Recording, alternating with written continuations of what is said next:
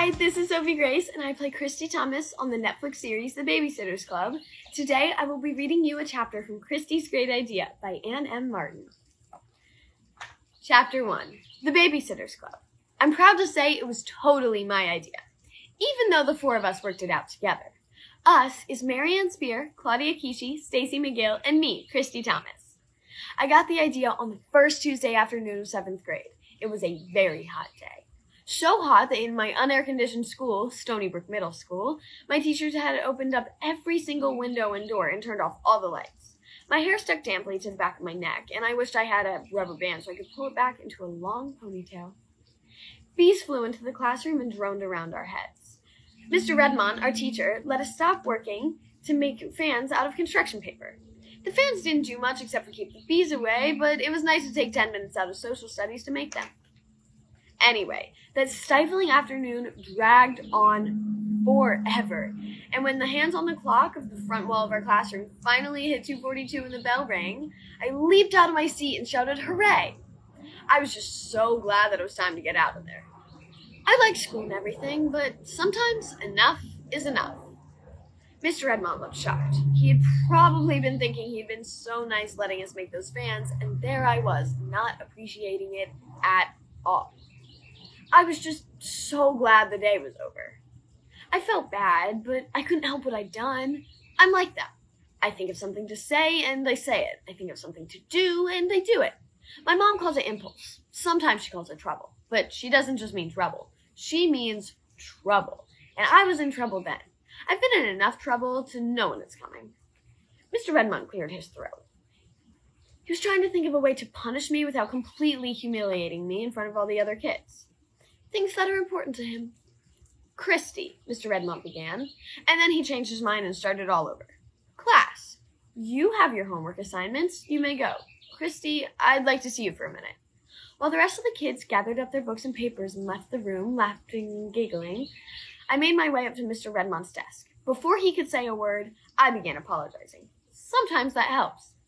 Mr. Redmond, I said, I'm really sorry. I didn't mean anything. I didn't mean that I was glad school was over. I just meant that I was glad I could go home, because my home is air-conditioned. Mr. Redmond nodded. But do you think, Christy, that it would be possible in the future to conduct yourself with a bit more decorum?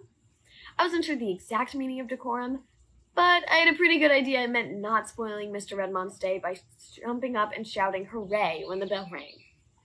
Yes, sir, I said. Sometimes being polite helps. Good, said Mr. Redmond. But I want you to remember this incident, and the best way to remember something is to write it down. So tonight, when you go home, I would like you to write a 100-word essay on the importance of decorum in the classroom. Darn, I was going to have to learn what decorum meant after all. Yes, sir, I said again. I went back to my desk and gathered up my books very slowly, and then walked very slowly out of the classroom. I hope Mr. Redmond noticed the slowness, because I was betting it was an important part of decorum. I found Marianne Spear waiting for me outside the door of the classroom. She was leaning against the wall, biting her nails. Marianne is my best friend. We live right next door to each other, and we even look a little alike. We're both small for our age, and we both have brown hair that falls right past our shoulders.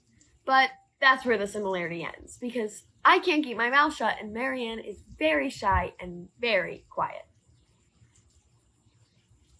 Luckily, that's only on the outside. People who know her well, like Claudia and Stacy and me, get to see the inside of her, and the Marianne that's hiding in there is a lot of fun.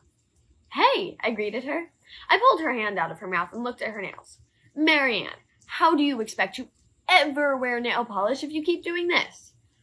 Oh, come on, Christy, she said. I'll be 75 before my father ever lets me wear that. Marianne's father is the only family she's got. Her mother is dead, and she has no brothers or sisters. Unfortunately, her father is pretty strict. My mother says it's just because Mr. Spear's nervous, since Marianne's all he's got. You'd think, though, that he would let her wear her hair down instead of always in braids, or give her permission to ride her bike to the mall with Claudia and me once in a while. But no. At Mr. Spear's house, it's rules, rules, rules. It's a miracle that Marianne's even allowed to be a member of the Babysitters Club. We walked out of school, and suddenly I began running. I'd forgotten all about decorum because I'd remembered something else. "Oh my gosh," I cried. Marianne raced after me. "What is it?" she panted. "It's Tuesday," I called over my shoulder. "So? Slow down, Christy. It is too hot to run." "I can't slow down. Tuesday is my afternoon to watch David Michael. I'm supposed to beat him home. Otherwise, he's going to have to watch himself." David Michael is my 6-year-old brother. My big brothers, Charlie, Sam, and I, all are responsible for him one afternoon a week until my mom gets home from work. Kathy, this 15-year-old girl that lives a few blocks from us, watches him the other 2 afternoons. Kathy gets paid to watch him. Charlie and Sam and I don't. Marianne and I ran all the way home. We reached my front yard, sweaty and out of breath, and there was David Michael sitting forlornly on the front steps, his dark curls limply across his forehead. He burst into tears as soon as he saw us. "What's wrong?" I asked. I sat down beside him and put my arm around his shoulders. "I'm locked out," he wailed. "What happened to your key?" David Michael shook his head. "I don't know." He wiped his eyes, hiccup. "Bathroom." I unlocked the door. When David Michael gets like this, it's best to just kind of ignore his tears and pretend like everything's fine. Marianne and I held the door open for him and ushered him to the bathroom. Our collie, Louie, tore outside as we went in. He was frantic to get outdoors after being locked inside since breakfast time. "While you go to the bathroom," I told David Michael, "I'm going to fix us some lemonade, okay?" David Michael actually smiled. "Okay." I'm good with children. So is Marianne. My mom says so. Both of us get lots of afternoon and weekend babysitting jobs. In fact, I'd been offered a job that afternoon, but I had to turn it down, of course, because of David Michael. That reminded me. "Hey," I said to Marianne as I turned on the air conditioning, "Mrs. Newton asked me to babysit Jamie this afternoon. Didn't she call you after she called me?" Marianne sat down at the kitchen table and watched me mix lemonade powder into a big glass pitcher. She shook her head. "No, maybe she called Claudia." Claudia Kishi lives across the street from me. She and Marianne and I have lived on Bradford Court since we were born. We've grown up together, but somehow Claudia has never spent as much time with Marianne and I as we've spent together. For one thing, Claudia's really into art and is always off to art classes or else holed up in her room painting or drawing. Or reading mysteries. That's her other passion. She's much more grown up than Marianne and I. When we were little, Marianne and I were always playing school or dolls or dress up, and we basically had to brainwash Claudia into playing with us. A lot of the time, we just didn't bother. But Claude's always good for a bike ride or going to the movies or the community pool. As far as I'm concerned, the best thing about Claudia is that her dad isn't Mr. Spear. Mr. Kishi can be strict about Claudia's schoolwork, but he doesn't faint at the suggestion of going downtown for a Coke or something. Over the summer, it had started to feel like Claudia was drifting apart from Marianne and me. Even though we were all going into 7th grade, Claudia suddenly seemed older. She started caring about boys and had spent more time than usual adding to her wardrobe and talking on the phone. We'd all made up at the end of the summer, but it still felt like we were going in different directions sometimes. David Michael came into the kitchen, looking much cheerier. "Here you go," I said. I handed him a glass of lemonade, and he sat next to Marianne. Charlie then came in, tossing a football around. Sam got home a few minutes later with Louie skidding along behind him. Charlie is 16 and Sam is 14. They both go to Stony Brook High. Sam's a freshman this year, and Charlie's a junior. "Hi, everybody." "Hi, Squirt," Charlie said to David Michael. "I'm not a squirt," David Michael replied.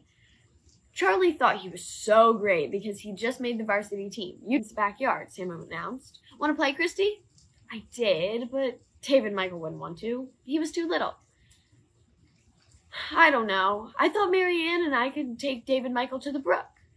"You want to go wadding, David Michael?" I asked. He nodded happily.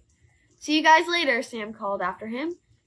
When Charlie and him left the house, they slammed the door behind them. Marianne and I took David Michael and Louie to the brook. We watched David Michael make sailboats and try to catch minnows. Hour or so. Dad will be home soon. "Yeah, Mom will be home soon too." "David Michael," I called. "Time to leave." He stood up reluctantly, and then the 3 of us and Louie walked home together. When we reached our driveway, David Michael ran across the lawn, and Marianne whispered to me, 9 o'clock, okay? I grinned. Okay. Marianne and I have a secret code. Marianne made it up. We can signal each other with our flashlights. If I look out my bedroom window, I can see directly into hers. Lots of the nights, we talk to each other with our flashlights, since Marianne isn't allowed on the phone after dinner except for things like babysitting jobs or getting homework assignments. When Mom came home a little while later, she had pizza with her. My brothers and I stood around the kitchen, breathing in the smell of cheese and pepperoni. But Sam and Charlie looked skeptical. I wonder what she wants, murmured Sam. Yeah, said Charlie. Mom only gets pizza when she has to ask us a favor. I decided not to beat around the bush. How come you bought pizza, Mom? I asked. Charlie kicked my ankle, but I ignored him. Come on, what do you have to ask us? Mom grinned. She knew exactly what she was doing, and she knew that we knew it. Oh, all right, she said. Kathy called me at work to say she won't be available to watch David Michael tomorrow. I was wondering if you guys are... Football practice, said Charlie promptly. Math club, said Sam. We're sorry, added Sam. I know you are. Then we dug into the pizza while Mom started making phone calls. She called Marianne. Marianne was sitting the Pikes. She called Claudia. Claudia had an art class. She called 2 high school girls, and they had cheerleading practice. David Michael looked like he might cry. Finally, Mom called Mrs. Newton and asked if she would mind if I chewed away at my gloppy mouthful of cheese and pepperoni and thought it was too bad that Mom's pizza had to get cold while she made all those phone calls. I also thought it was too bad that David Michael had to sit there and feel like he was causing all this trouble just because he was 6 years old and couldn't take care of himself yet. Then, the idea for the Babysitters Club came to me, and I almost choked. I could barely wait until 9 o'clock so I could signal the great idea to Marianne. Thank you so much for listening to Chapter 1 of Christy's Great Idea. Bye!